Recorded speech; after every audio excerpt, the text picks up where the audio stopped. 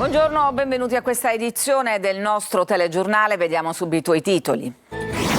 L'inchiesta a Corte dei Miracoli sul CEF Pass, arresti domiciliari per il deputato regionale di Forza Italia Riccardo Gallo afflitto e sospensione dei pubblici uffici per 6 mesi per l'ex direttore generale dell'ASP di Agrigento Giuseppe Capodieci. La Sicilia nella morsa del caldo, oggi bollino rosso su Palermo, temperature in costante risalita fino a domenica, allarme incendi, fiamme anche a ridosso di Sigonella. Azzerato gruppo di giovani leve della mafia vicine al clan Cappello Bonaccorsi. L'inchiesta della DDA ha portato a 22 arresti, fra loro anche un avvocato e un medico.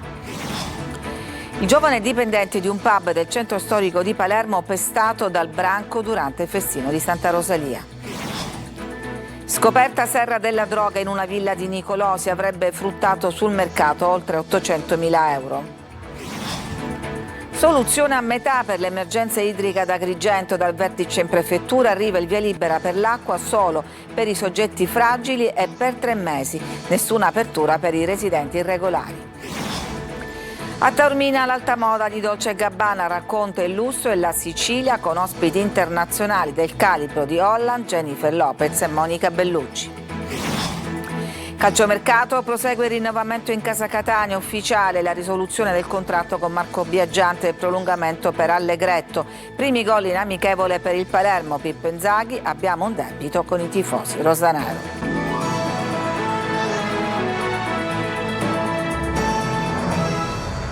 Arresti domiciliari per il deputato regionale di Forza Italia Riccardo Gallo afflitto e sospensione dei pubblici uffici per 6 mesi per l'ex direttore generale dell'ASP di Agrigento Capodieci. Lo ha deciso il GIP del Tribunale di Caltanissetta nell'ambito dell'inchiesta a Corte dei Miracoli, l'indagine della Procura su un sistema di favori, nomine e appalti che coinvolge il CEF Pass e l'azienda sanitaria provinciale. Per gli altri destinatari della richiesta cautelare sono state applicate misure interdittive. Secondo l'accusa, Gallo afflitto avrebbe sfruttato il proprio ruolo politico per condizionare la gestione del CEF Pass, favorendo incarichi, consulenze e affidamenti e sostenendo la permanenza del palermitano Roberto Sanfilippo alla guida dell'ente. L'indagine riguarda anche una irregolarità nella procedura di gara per la realizzazione di una biblioteca virtuale. E veniamo al caldo che sta investendo la Sicilia, oggi bollino rosso su Palermo, temperatura in costante risalita fino a domenica ed è anche allarme incendi, fiamme anche a ridosso della base di Sigonella. Sentiamo Tonino De Mana. Nella morsa del caldo, con giornate roventi rese incandescenti dagli immancabili incendi che infuocano l'aria e mettono a dura prova soccorritori e forze dell'ordine. L'anticiclone subtropicale algerino sta per avvolgere la Sicilia e buona parte del meridione, con temperature elevate e persistenti fino a domenica, con picchi di 43-45 gradi, prima nei settori occidentali, in particolare nel Trapanese, poi sulle aree centro-orientali dell'isola. Si boccheggia anche nel versante ionico, termometro costantemente sopra i 35 gradi a Catania e caccia aperta alle zone d'ombra e alle fontane. Oggi la calura si intensificherà sulla Sicilia, sulla Sardegna e sulla Calabria, con bollino rosso, massimo livello di allerta su Palermo, ieri in arancione. E poi ci sono gli incendi, favoriti dall'elevata quantità di vegetazione incolta e secca, fiamme nel Nisseno e nella zona di Sigonella, dove un vasto incendio di sterpaglie si è sviluppato sulla SS 417 a ridosso della base NATO. Poco distante, a Carlentini, le fiamme hanno minacciato un agriturismo. Incendi anche nel Catanese, paura a Motta Sant'Anastasia e nel Calatino. La provincia di Palermo è stata colpita con focolai multipli, soprattutto nell'area collinare e periferica, e l'ondata di caldo in intensificazione non lascia dormire sonni tranquilli. Alla cronaca con 22 arresti a Catania, una faida tra 2 opposte fazioni e un impressionante uso di armi, scrivono gli inquirenti, un'organizzazione composta da molte giovani leve. Orazio Longo. Quelle sparatorie al villaggio Sant'Agate a Librino a Catania erano i segnali di una faida tra 2 opposte fazioni emersa dopo una violenta rissa avvenuta nella primavera del 2022, dopo che alcuni ragazzi ritenuti vicini al clan Mazzei dei Carcagnusi avrebbero impedito ad un cantante neomelodico catanese di esibirsi sul palco di un noto trapper. La polizia, su ordine della DDA, ha eseguito un'ordinanza di custodia cautelare nei confronti di 22 persone accusate di associazione a delinquere armata finalizzata al traffico traffico di stupefacenti, acquisto, detenzione e cessione di stupefacenti, detenzione e porto in luogo pubblico di armi comuni da sparo, lesioni personali e minacce con l'aggravante del metodo mafioso. Rispetto ad altri 4 indagati si attende l'esito degli interrogatori preventivi. L'organizzazione criminale è composta prevalentemente da giovani leve a cui è contestato l'utilizzo del metodo mafioso e l'aver agevolato il clan Cappello Bonaccorsi. Le piazze di spaccio si trovavano al villaggio Sant'Agata, a Librino e a San Cristoforo. In questo scenario caratterizzato da un impressionante uso di armi, scrivono i magistrati, è stata inserita una sparatoria del giugno 2023, causata da un debito non pagato di 500 euro, e ancora uno scontro armato nel pomeriggio del 16 giugno, un altro episodio di esplosioni d'arma da fuoco il 21 giugno dello stesso anno. Dalle indagini è emerso anche che l'organizzazione svolgeva operazioni particolarmente remunerative basate sull'introduzione nelle carceri dell'isola di cocaina, cellulari e SIM grazie al contributo determinante di professionisti ed esperti nelle manovrare droni. Sparatoria nel centro storico di Bagheria. I carabinieri hanno arrestato Francesco Fazio, 29 anni, accusato di avere sparato contro un'abitazione. L'episodio, ricostruito grazie alle telecamere di videosorveglianza, sarebbe legato a, anche qua, rivalità tra gruppi di giovani coinvolti nello spaccio di droga. Pestato dal branco la notte del festino di Santa Rosalia, è successo a Palermo ad un giovane dipendente di un pub del centro storico. Eva Spampinato. Neanche la notte del festino di Santa Rosalia riesce a fermare la violenza a Palermo. Mentre migliaia di persone affollavano il centro storico per i festeggiamenti della Santuzza, un dipendente di un pub di Piazza Sant'Anna è stato brutalmente aggredito da un gruppo di 7 persone. Il giovane Ossam aveva appena finito di lavorare e stava aspettando il suo panino quando è stato colpito dal branco con pugni e bottiglie. Ha riportato ferite alla mano e ad una gamba ed è stato soccorso dal personale del 118. Dopo le cure ha denunciato l'accaduto. A raccontare l'episodio sono stati gli stessi titolari del locale sui social, l'ennesimo episodio di violenza nel cuore della movida palermitana, mentre le forze dell'ordine sono al lavoro per identificare i responsabili del pestaggio. Il Senato ha approvato all'unanimità il disegno di legge Liberi di scegliere per proteggere i minori e giovani sotto i 25 anni, figli di famiglie mafiose e quei genitori che vogliono allontanarsi dal contesto della criminalità organizzata. La norma ha origine dal protocollo nato nel 2012 dal lavoro del presidente del Tribunale dei minorenni di Catania, Roberto Di Bella.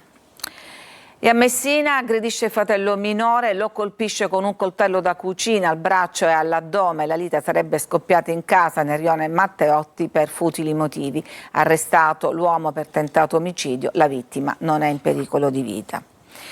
Una villa di Nicolosi alle falde dell'Etna trasformata in serra e deposito di droga. 3 arresti. Secondo gli investigatori la droga avrebbe fruttato sul mercato oltre 800.000 euro. Desiree Ferlito. Una villa di Nicolosi trasformata in serra e deposito di sostanze stupefacenti è quanto scoperto dai finanzieri del Comando Provinciale di Catania, che nell'ambito dei servizi di contrasto ai traffici illeciti hanno arrestato in flagranza 3 persone. All'interno dell'immobile i militari del nucleo di polizia economico-finanziaria hanno sorpreso 2 uomini italiani e una donna di origine russa priva di regolare permesso di soggiorno, mentre erano intenti a gestire la coltivazione della marijuana e a confezionare panetti di hashish destinati allo spaccio. La perquisizione ha consentito di sequestrare circa 85 kg di hashish, 15 kg di marijuana, 33 piantine di canapa e una serra indoor completa di impianti e attrezzature per la coltivazione. Il narcotest ha confermato la natura delle sostanze sequestrate. Secondo le stime degli investigatori, se immessa sul mercato per lo spaccio, la droga avrebbe fruttato oltre 800.000 euro. Su richiesta della Procura di Catania, il Tribunale ha convalidato arresti e sequestro, disponendo la custodia cautelare in carcere per i 3 indagati. Soluzione a metà per l'emergenza di Maddalusa, quartiere di Agrigento. Dal vertice in prefettura è arrivato il via libera, ma ad alcune condizioni. Sentiamo Davide Sardo. Vertice decisivo in prefettura ad Agrigento, ma per centinaia di famiglie di Maddaluse il futuro resta senza certezze.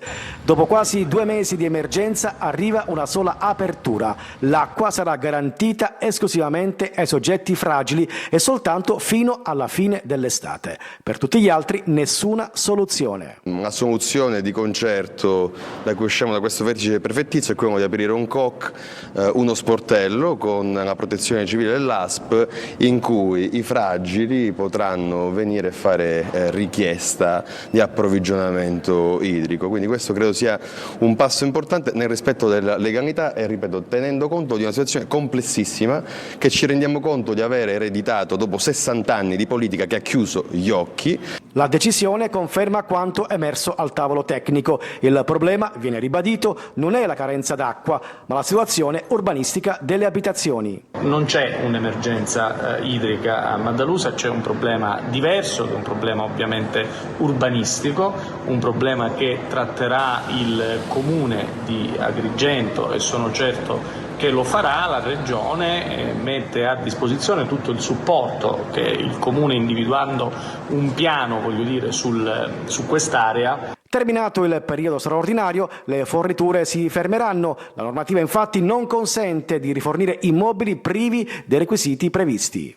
L'ASP ha individuato chi sono questi soggetti, abbiamo 5 categorie di soggetti e a questi verrà data l'acqua, con le autobotti senza ulteriori passaggi. Poi tutto il resto, ripeto, regolarità urbanistica, non è questione di emergenza, è questione di protezione civile, fermo restando appunto che ci sono leggi da rispettare. Dal vertice non arrivano risposte definitive per il futuro della borgata. L'amministrazione parla di rispetto della legalità e della necessità di affrontare un problema rimasto irrisolto per decenni. A Gela invece non è la mancanza d'acqua a preoccupare i cittadini, ma il cattivo odore segnalato in diverse zone della città. Gerri Italia.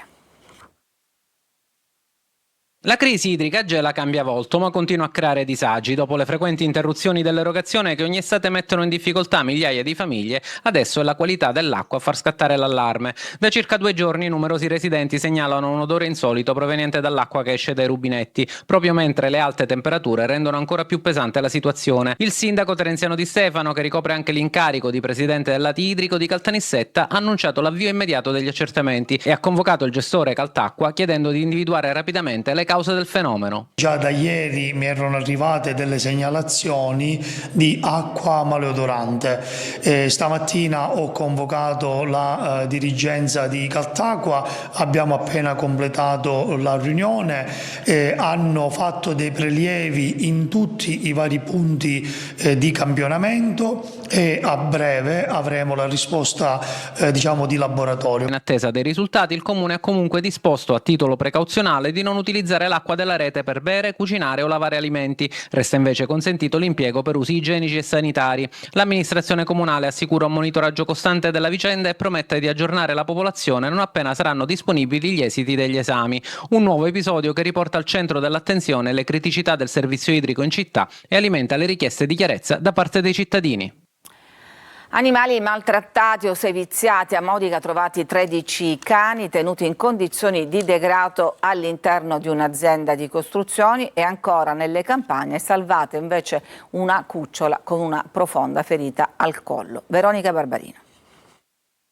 Vivevano in recinti fatiscenti, tra escrementi e urine, scarsa disponibilità di acqua e alimentati con pane secco e ammuffito. 13 cani, tra cui 8 cuccioli, erano custoditi all'interno di un'azienda del settore edile a Modica. Il nucleo zoofilo di Stop Animal Crimes Italia ha eseguito il sequestro degli animali e il tribunale ne ha disposto l'affidamento al sindaco. Per il titolare della struttura invece, un uomo di 41 anni, è scattata la contestazione dei reati di maltrattamento di animali e detenzione incompatibile con la loro natura. Questa purtroppo è l'ennesima conferma dell'assenza di contrasto, di prevenzione, di sensibilizzazione sul territorio al rispetto degli animali a causa dell'assenza di un'azione seria da parte dello Stato. Noi continueremo a vigilare, non solo in provincia di Ragusa ma in tutta la Sicilia, invitando cittadini, gli amanti degli animali a non temere, a denunciare, a segnalare alle autorità dello Stato, ma anche a noi guardie zoofile, ogni reato in danno degli animali. E sempre a Modica, una cucciola è stata trovata nelle campagne con una profonda ferita al collo, provocata da un laccio. Soccorsa dagli operatori del canile, il sogno di Giulia è ora in cura.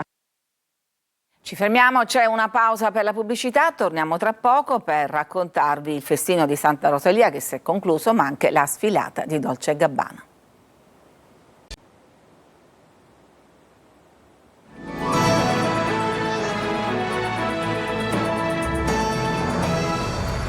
Folla di fedeli e anche tanti turisti per il festino di Santa Rosalia, in 400.000 ieri per l'omaggio alla patrona di Palermo. Lo striscione di Addio Pizzo, Santa Rosalia, liberaci dalla mafia. Marco Gullà. I fuochi d'artificio hanno chiuso la notte del 402esimo festino di Santa Rosalia. La festa per la patrona di Palermo ha chiamato a raccolta centinaia di migliaia di persone. La stima è di 400.000 tra fedeli e turisti. Un grande spettacolo per la sfilata del carro, iniziato a Palazzo dei Normanni con il videomapping. La statua di Santa Rosalia, Vergine Normanna, è apparsa avvolta da 300 farfalle luminose, eretta su un biocarro concepito come un giardino botanico del Mediterraneo. Tra le mani della Santa una croce realizzata con il legno delle barche dei migranti e un ramo d'ulivo. Un festino che arriva in un momento delicato per la città, tra violenza e intimidazioni mafiose. Santa Rosalia, liberaci dalla mafia, lo striscione di Addio Pizzo, poi il messaggio dell'arcivescovo Corrado Lorefice. Amore più grande e pace. Torniamoci intanto a queste due parole da Rosalia. Un amore più grande e la pace. Un amore più grande e la pace. Poi il percorso fino ai Quattro Canti, sul carro anche la madre di Alessia La Rosa, la bambina tifosa rosanero morta di cancro il 12 maggio scorso. Il sindaco Roberto Lagalla lancia il tradizionale Viva Palermo Santa Rosalia.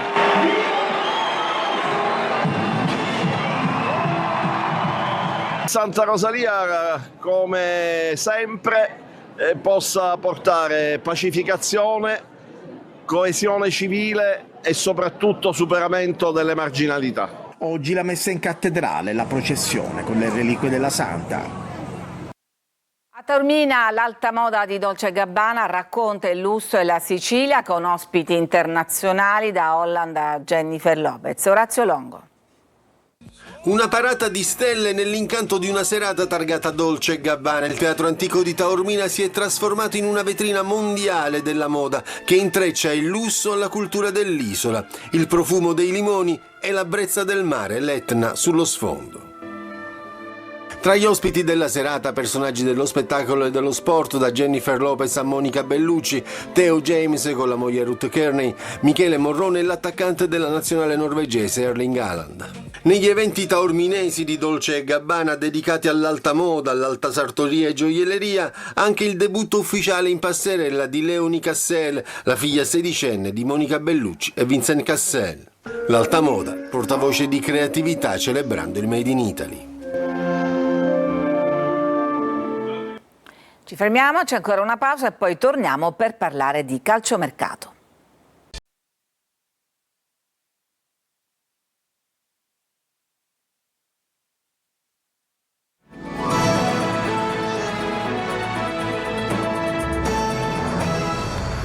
Prosegue il rinnovamento in casa Catania. La dirigenza rossa-azzurra ha annunciato la risoluzione del contratto con Biaggianti, allenatore dell'Under 19, e prolungamento fino a giugno 2028 con Allegretto. Sentiamo Angelo Gagliano. Marco Biaggianti e il Catania si separano. È ufficiale la risoluzione del contratto tra l'ex capitano di tante battaglie, allenatore dell'Under 19 rossazzurra, con il club del presidente Pelligra. Nelle ultime ore la società etnea ha annunciato anche il prolungamento contrattuale sino al 30 giugno 2028 con il difensore Andrea Allegretto, e a breve sarà depositato il contratto del giovane portiere Christian De Falco, 20 anni, fra poco più di un mese. De Falco, cresciuto nelle giovanili di Bologna, Imolese e Reggiana, ha giocato un'ottima stagione con l'Igea Virtus. La partenza di casa Casasola, ceduto all'Union Brescia a titolo definitivo, lascia un vuoto sulla fascia destra che verrà presto colmata dall'arrivo dall'Avellino di Gianmarco Todisco, che ha vestito anche le maglie di Cerignola, Sorrento, Santa Maria Cilento e Juve Stabia. Per la fascia sinistra piacciono Guerra e Groppelli, entrambi del Crotone. Nel ruolo di esterno d'attacco seguiti Rizzo Pinna, Del Sole e Merola, tramontate invece le ipotesi Tumminello per l'attacco e Scognamiglio in difesa. In uscita, oltre a Miceli, anche Frisenna, Stoppa e Luperini. Il prossimo 30 luglio a mezzogiorno, lo ricordiamo, saranno resi noti i calendari del torneo di Serie G che scatterà domenica 23 agosto. La squadra intanto, sotto lo sguardo attento di Longo, prosegue il ritiro al Massimino. Primi gol in amichevole per il Palermo. Secondo l'allenatore Pippo Inzaghi abbiamo un debito con i tifosi rosanero. Marco Gullà. 8 gol e primi segnali positivi. Il Palermo vince la prima amichevole in ritiro, 8 reti alla formazione locale del Gardena. In campo i 3 nuovi acquisti, Hernani, Cassandro ed Estevez. Il primo gol della stagione lo segna Jonsen, destro all'angolino del norvegese. Poi la rete di Leduaron, terzo gol che arriva proprio 3 minuti più tardi, ancora con l'asse Augello Leduaron. Il 4-0 porta la firma del capocannoniere dello scorso campionato di Serie B, il solito Poyampalo. Poi dopo qualche minuto ancora il finlandese fa centro, 5-0, girandola di cambi nella ripresa. Entra tra gli altri il giovane Anghileri che fa 6-0. Al 75esimo arriva una perla da parte di Vasic che firma il 7-0 con una fantastica sforbiciata in area di rigore. Nel finale 8-0 su rigore di Ranocchia. Vedo grande carica, grande positività, vedo un gruppo che lavora molto bene. Queste per me sono le cose più importanti. Siamo molto fiduciosi. La squadra si è presentata bene, ma non avevo dubbi. I test dicono che i ragazzi hanno fatto bene durante le vacanze, che si sono allenati, si sono riposati, si sono poi allenati bene, si sono presentati come era giusto che si presentassero. Per cui abbiamo una grande occasione, avremo un campionato complicato e difficile come tutti in Serie B, ma ci sentiamo forti e insomma la strada è da perseguire e di cercare di migliorare quello che abbiamo fatto l'anno scorso. È tutto per questa edizione, grazie per averci seguito. L'informazione torna come sempre alle 14. A tutti una buona giornata.